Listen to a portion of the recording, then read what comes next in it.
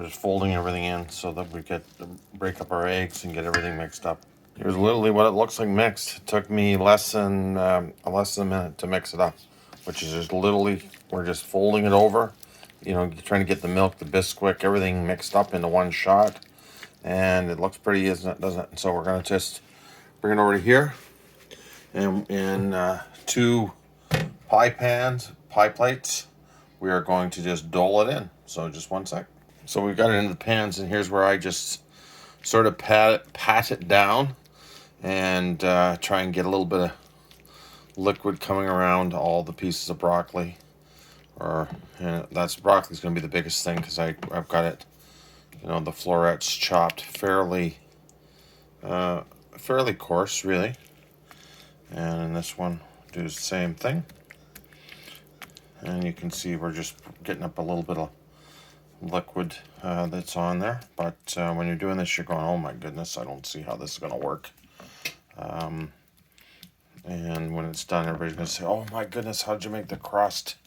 It's amazing. Truth is, it is amazing, and it's all science. And so there we are. We've sort of got it patted down, and we're going to now fire this into the oven, 400 degrees, for about 40 minutes.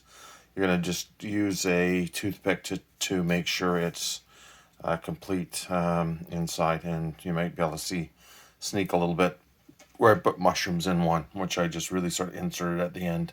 So I should have shown you this. So if you've got an ingredient like jalapenos or mushrooms that somebody doesn't care for, so my son will just pick out these, here's what we're really going to do. We're going to just take a quiche, pick whichever one you want.